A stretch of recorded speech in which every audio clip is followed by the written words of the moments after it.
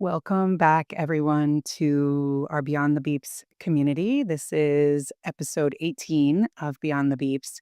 And today I am joining an incredible mom, uh, passionate advocate, beautiful author, Jennifer. Jennifer Bernardo is joining me here. She is a first generation Portuguese American who just authored her first book, Week 26. I had the great honor to meet her in DC at NICU on the Hill in July, and have been really impressed and astounded with her ability to share her story, to help us all understand NICU life and how to navigate through all of the ups and downs of difficult situations, especially in the NICU. So, beyond being a NICU mama, she received her bachelor's degree from George Mason University and was once a journalist and on a kids' television show, which is probably why she's such a great communicator. She works in the real estate industry, excuse me, and also has put a lot of time into writing this book and working towards advocacy for NICU families. She does a lot of work with March Your Dimes and also in the realm of parenting, parenting multiples, parenting lots of children, working while parenting. A lot of things which we'll talk about with her later.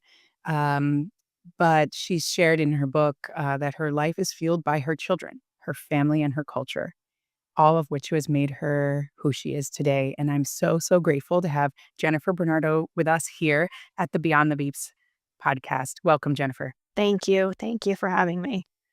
Yeah, super, super grateful to have you here.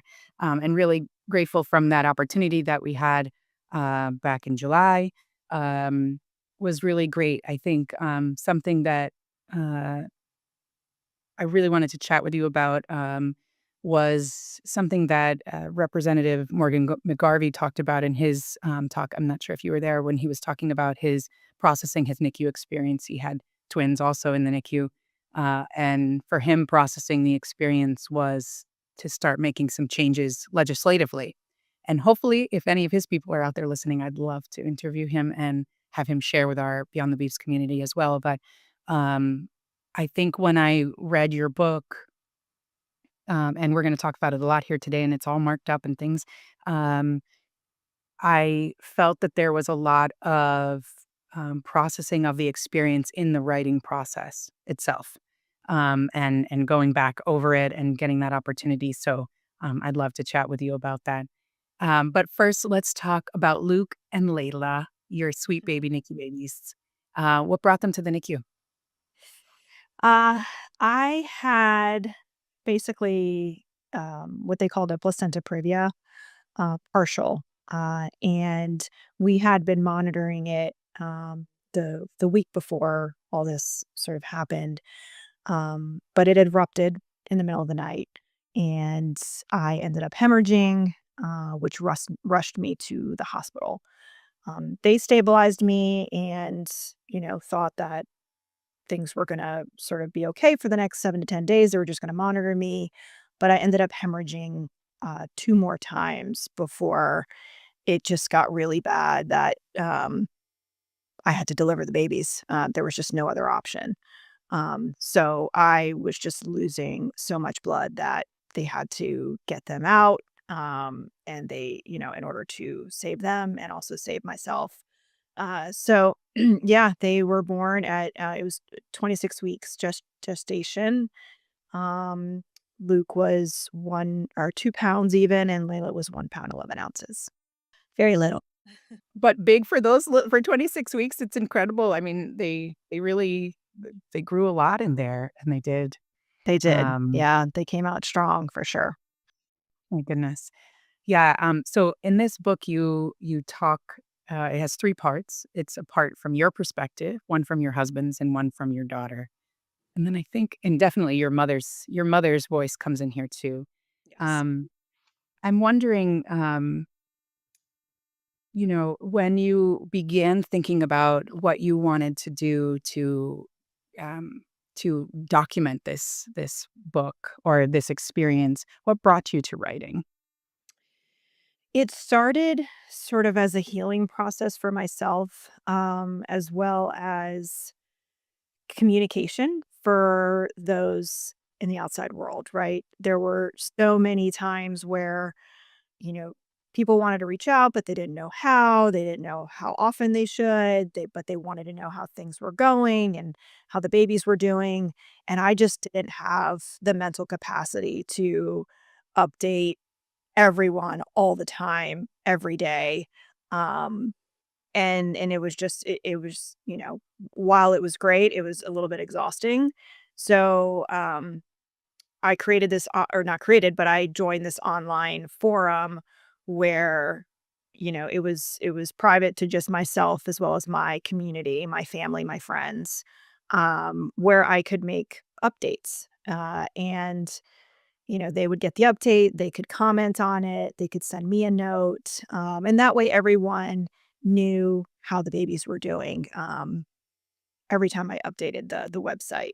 So it sort of started there with just kind of tracking their milestones, when things were really great or when things went really bad, how much they were growing, you know, just tracking their goals and when they, "Look and Layla, grew 2 ounces today," or, I changed their diaper today," I mean, just the small stuff that were huge to me, and and it all started there, and then it was just sort of I would typically do it on a weekly basis, sometimes even every other day, just depending on their progress, and what I wanted to share, um, and I'm so grateful that I did because it was you know, going through that experience, sort of looking back, a lot of it is a blur. I mean, it's just you're in this survival mode where you just don't, you know, uh, you're kind of working hour by hour to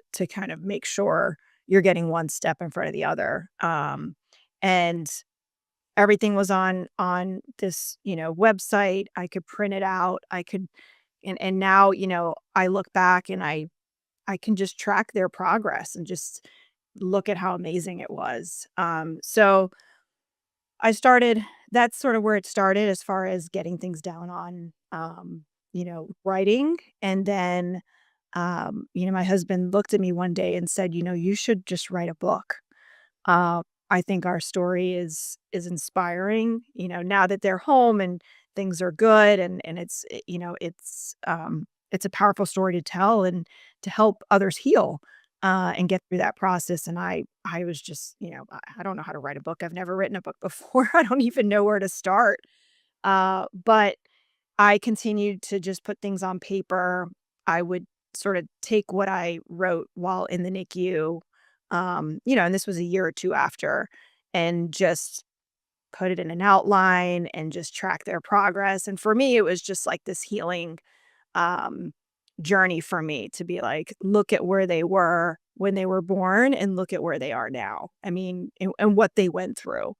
Uh, so, just put everything in an outline and just said, "Wow, this could really be a powerful story."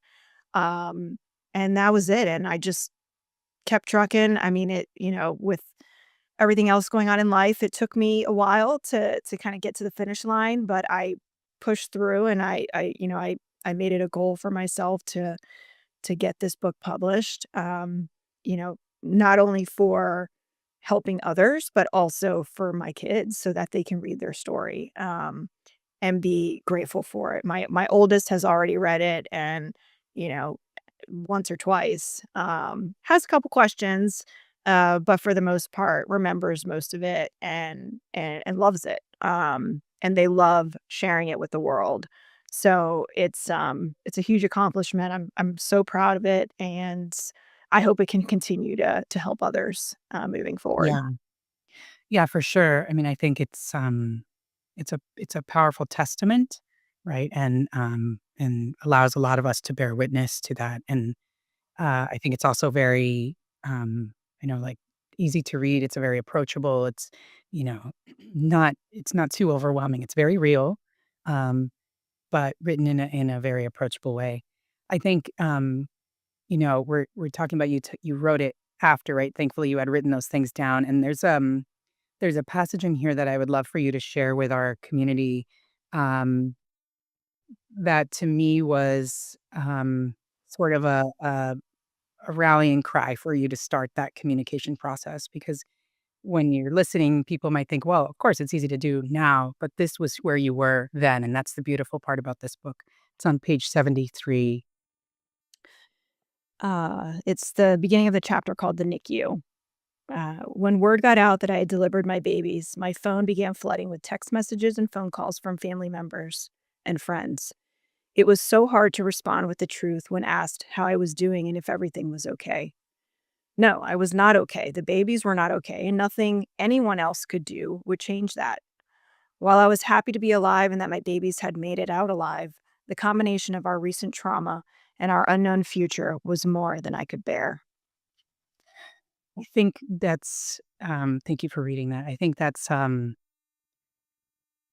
those of us who are listening, knowing that that's how you felt then, and it wasn't more than you could bear, right? Right. That's how you felt in that moment, and I hope that folks, when they read it here, they can say, "I can feel like it's more than I can bear, and I can keep going." Yep. You Because have no there's what choice. follows there. Yep. Yeah, You have no yeah, choice. Yep. You have to build yeah, the resilience and you have to keep moving forward, stay optimistic, and hope for the best, day in and day out. So, yeah, yeah. That's the message that I when I hear this, and then I heard you talk about in this book, you're talking about joining that caring bridge and starting to communicate out and starting to really receive help, receive people to come and support you, because it was more than you quoting you, I could bear. And what I hear in this tremendously is you didn't have to do it alone. no, I mean, there's so many resources out there that, the NICU experience was something I was not familiar with. I mean, my first child was born full term. She came home a couple days later. I mean, it was, natural birth. Um, I never really knew anybody who had a baby in the NICU for a long period of time. It just wasn't something that even crossed my mind. So, I think going through the process, you start to learn that there are a lot of resources that, you have out there. It's just a matter of if you want to accept them, if you want to reach out to them. And I Right. think every NICU parent should, utilize those resources. I think, thankfully, I had a lot of family and friends, that are very dear to me. My mother, we are super close. She was a huge part of my healing process. Yeah. And I had that support from her, which really, really, helped me get through this. Um, and so the Caring Bridge, notes was also, it was a way to update family and friends, but it was also a way of getting back the comments and the support, the words that you're gonna get through this. It's gonna be okay, rallying for Luke and Layla and, rallying for our family and just Yeah. giving us those words of encouragement, um, daily. So it was sort of a, I'll help you if you help me type thing, Hmm. sort of behind the Well, the screen. nice thing about that too, though, sorry, is that being in the NICU is like drinking out of a fire hydrant, and it's on fire, right? So that's in my mind, like there's a lot of information coming at you. There's a lot of concerns. You're trying to learn new language. You're trying to do a lot of things, and people really care about you, but they don't know how to show up necessarily unless maybe they've been through it. And even then, if they have the time or they have the right capacity for it at that point. And it can be a flood, another fire hydrant of people trying to help, and then they need a lot of help to try to figure them out. And I love this asynchronous component of whatever it might be, one person taking point, being able to journal, because then you can look when you're ready. You can see when you want to, right? It's not always like your phone's ringing and calling when you might need a minute. Yeah. And but let's talk about your mom. Mm. Um, and just a little bit. She's you mentioned her a lot, and you talked a bit about her story too, and your grandmother's story, and how powerful that sort of lineage that you guys have. Um, and there's a part here in the book when you talk about, you had mentioned that you had had the hemorrhaging, and so you were bleeding at home, and then you come back home, and it's all been cleaned up. Um, and this is something that I think if there's other supporters out there, I know that's our role is to be supporters. My role in IC Baby and our mentors. And um, what are the what are the very loud, quiet things that people did for you to support you? So the big things that made a huge impact, but nobody really noticed, they didn't really require much. One you mentioned just to start you off was that your mom had cleaned up the house. Yes. And so when you came home, you didn't have to clean up the house. Yeah, specifically my room and my bathroom, where, the mess was, right? That led me to the hospital. She cleaned my bed, she cleaned my bathroom, the floor. There was no remnants of what had happened, and I can only imagine what was going through her head as she was, having to do that.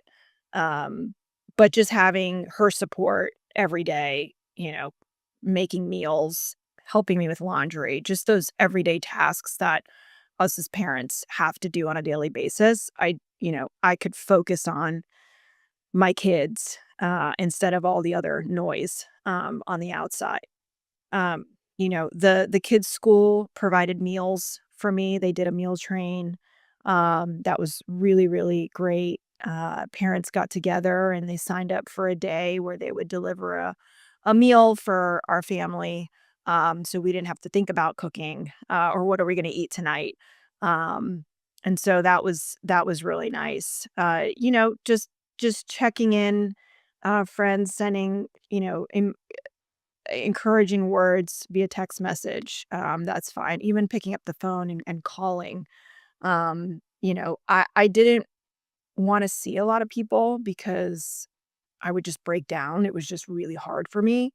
Um, but sort of getting that support from the outside, was really, really important. And, sometimes those that you thought would reach out didn't, and it really teaches you kind of who are the important ones, who are the ones that are a part of your life that really, really care, even after week 1 and week 2 of being out of the hospital. I mean, they were there for almost 5 months, and, Yeah. the ones that stuck around month 4, month 5, and that time after, those are your true friends, and family, and that's what I would say is just keep providing that support, not just the day after or the week after, till the very end, because they're gonna need it. I needed it for sure. And while I didn't wanna go to events or parties or show my face anywhere because I was, still in a very, fragile place, I still wanted to hear from people. I still even, Yeah. and I had certain people come over that I was comfortable with, and we just even it was just sitting there, and just talking about something else, just to get my mind Yeah. off Yeah. of it for 5 Yeah. minutes, um, Yeah. was sometimes all that I needed. And then, you got the hospital support as well. I had a dedicated, social worker that, would reach out to me to make sure that I'm okay mentally, and that was important. Getting, educational materials so you can understand the terminology that the nurses are throwing out at you every day. Right. Um, you know, there's so many resources. I've learned of so many foundations now, um, post NICU as I continue to be a part of the NICU community, but there's so many foundations out there, so many nonprofits that put their heart and soul into helping parents, that are going through this experience. And I hope that they, you know, kinda keep getting their voice out there, and their names out there so the parents know who to reach out to, in this time of need for them. I didn't know of half of these organizations, to be honest. Yeah, yeah. I guess Um it is a lot of quiet work until you need it, you find Right, out. right, exactly. Um, so this is, I love that we've touched a couple of words like communication, and this is support. Um, and all of these things sort of are creating a scaffolding to empower you in the NICU, right? To help you be more comfortable at the bedside, help you to show up the way you want to. Um, and the way we want to, especially if it's our first time in the NICU, or even if it's not, every experience is different. Um, there's a moment in the book when you talk about um, on page 61 here. Um, And, about being in my mind, I interpret it sort of as when you feel like a parent for the first time. And this is a common, topic that most of our families feel is a sense of powerlessness, Mhm. um, and a sense of disconnection because our babies were taken too soon, and it doesn't feel right, and we can't make sense of it. And there's a moment usually for everyone, which we really hope to have happen within the first 24 hours, but we know it doesn't. When doesn't always, I should say, you feel like a parent again. And I would like to start with that on page 61. And this is also with some background. Yeah. So this is when the nurses came to you and said, okay, we're going to put a pump by your Started, of course. bedside. Yeah, Yes. sure. Started, of course. Yeah. Okay. Of course, I can do that. I smiled genuinely for what felt like the first time in weeks. After constantly feeling numb and powerless, finally, something was in my control. Finally, I might actually be able to help. This is an incredible moment to me. Um, and say a little bit more about what was going through your mind there. I mean, it's exactly what you said. You feel you kind of have to surrender as a mom, and let the nurses and doctors do their job. And there's Yeah. nothing that you can do to help them, when they first come into this world at that, at that age.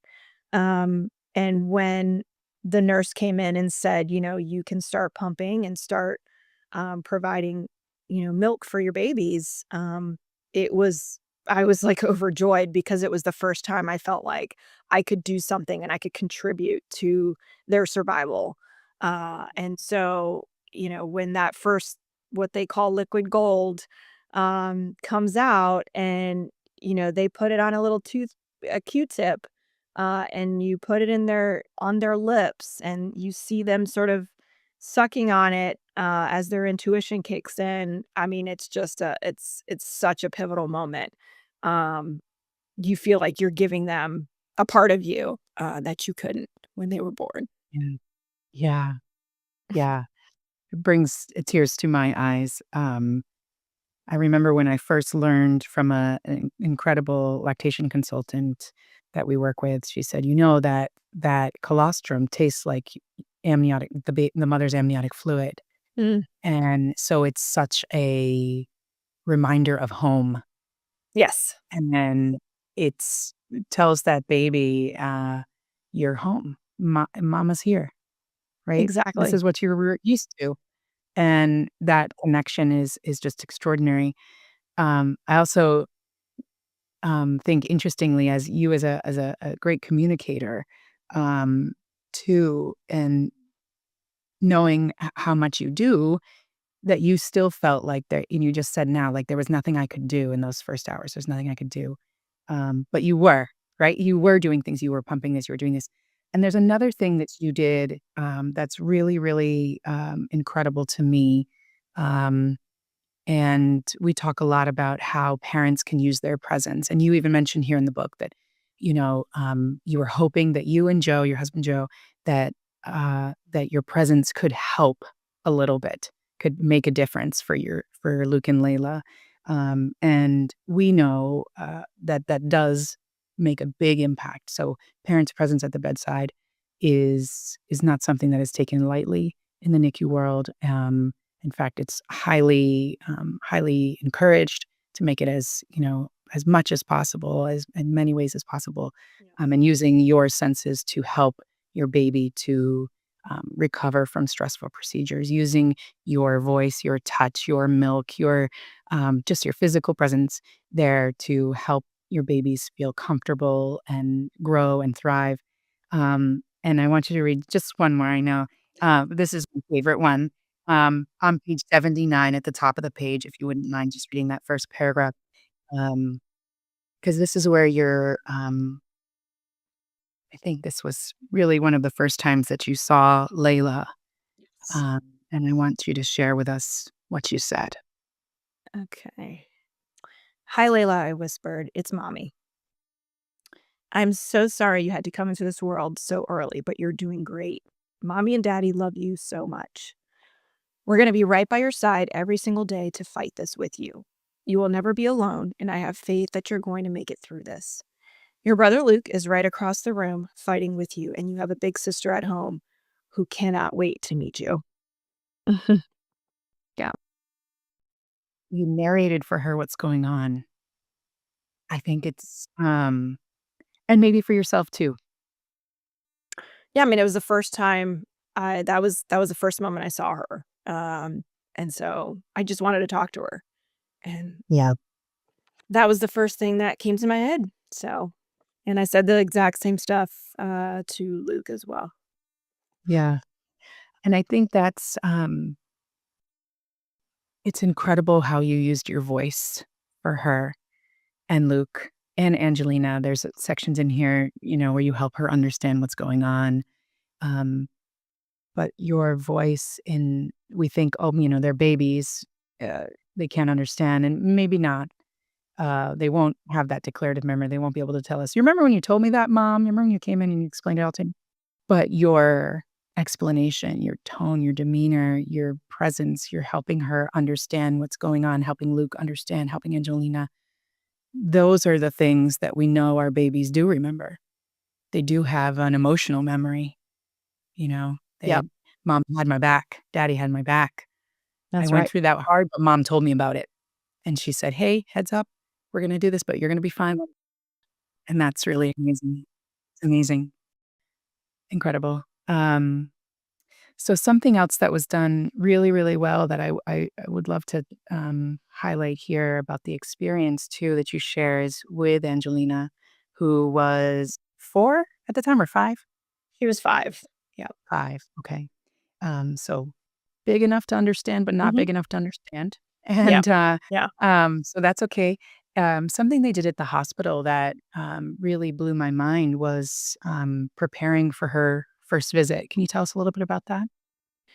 Yeah, so she was not able to come to the hospital for quite some time, a couple months, because when they were born, it was during the winter season. So flu season was on, high. It was high alert because of, they didn't want the babies to catch any germs, so no kids were really allowed to come through the NICU. When she did get the green light, um, they welcomed her with open arms. I mean, they took her into a room and they basically prepped her. They explained, what a stethoscope was, and sort of gave her the knowledge to understand what she was about to walk into. Um, the babies were already in open cribs, which was great to kind of ease the situation a little bit. But they still had, the oxygen tubes and a feeding tube. And we really, wanted to prepare her before coming in. So they did a little exercise with her. They asked her some questions. They showed her some equipment. She had to wear a gown and some gloves. So they put that on her. They also let her,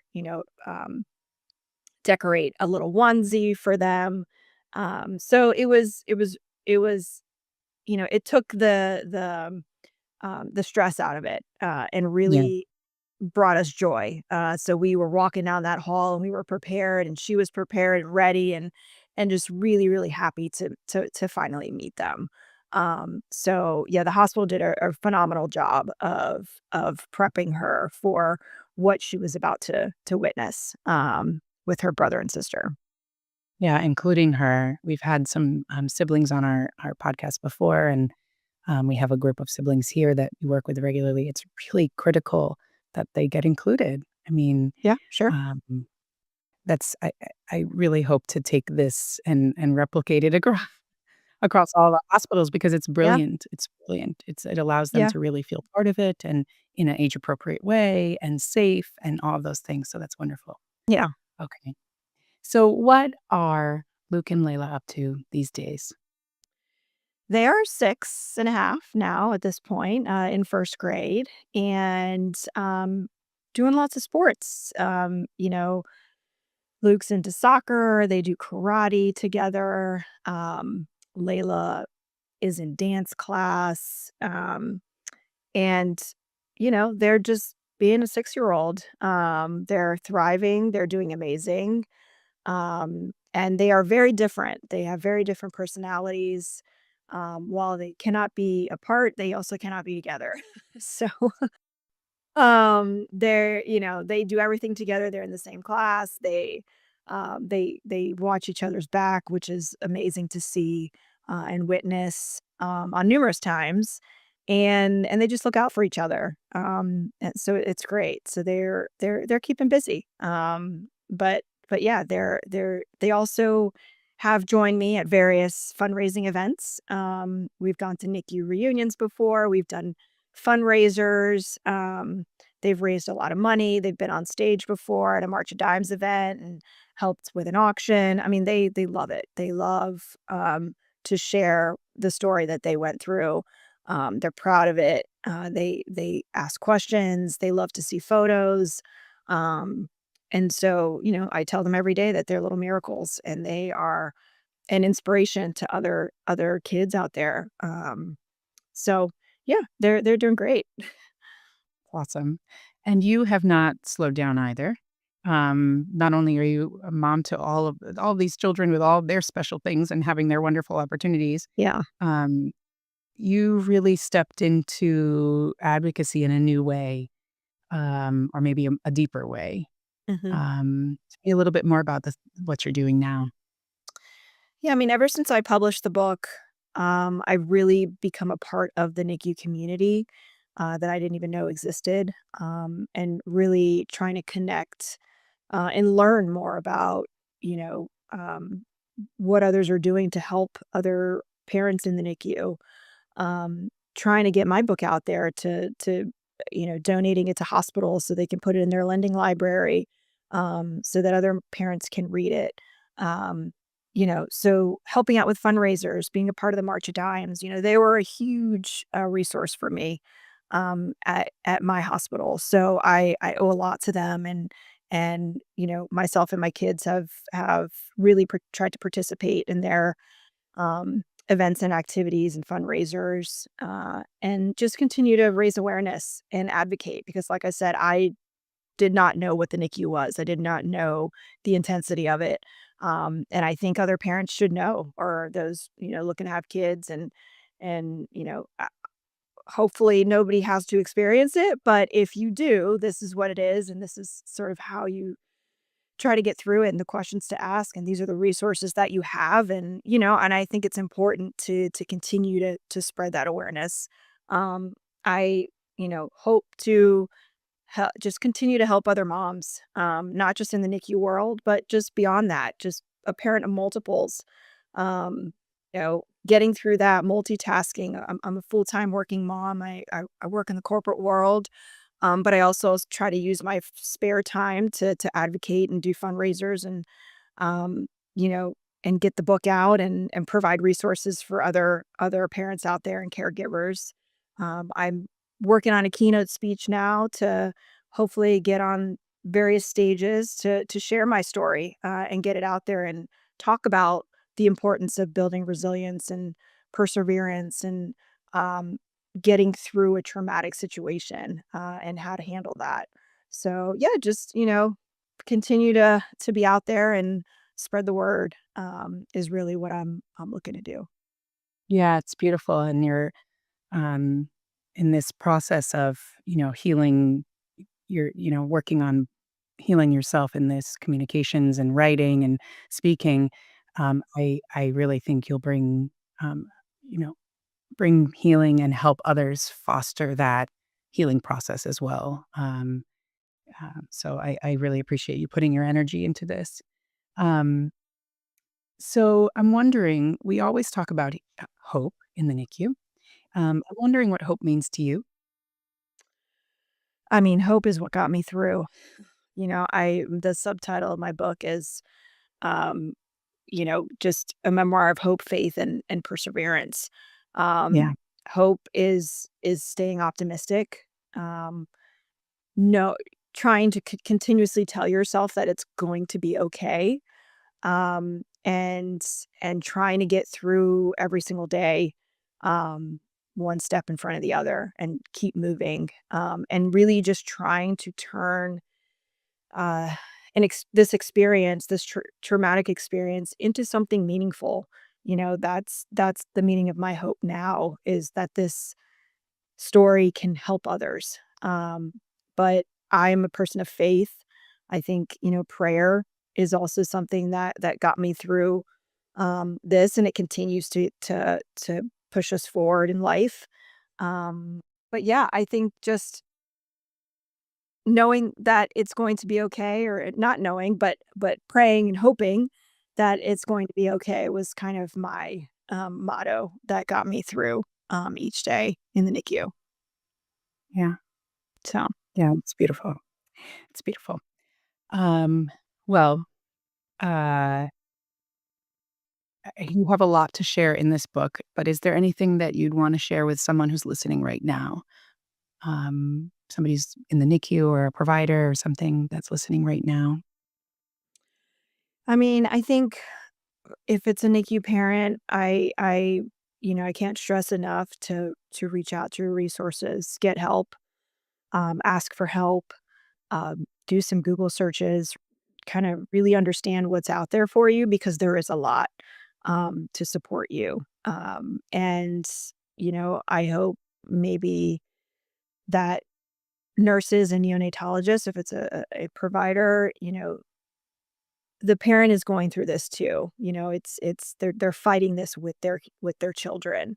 Ask them how they're doing. I didn't hold my baby for 2 weeks, Yeah. either of them for 2 weeks, because I didn't know I could hold them.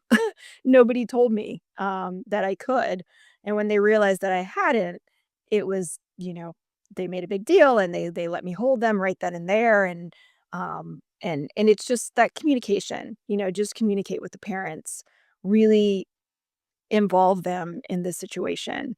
Um, Parents, be a part of their care times. Try to, if you are fortunate enough to be close to the hospital, try to be there when you can be a part of checking their temperature, changing their diaper, giving them a bath, um, providing them breast milk if you can, because that's really going to give you a sense of hope, and also make you feel like, okay, I can do this with them. I am their mom, and I can help, and I can provide, and it's really gonna help you in your healing process throughout your journey. So, I mean, I could go on and on, but I think those are sort of, yeah, that's sort of the top, you know, um, advice that I could give. But just, hang in there, is Hang in really what there. I tell them all the time.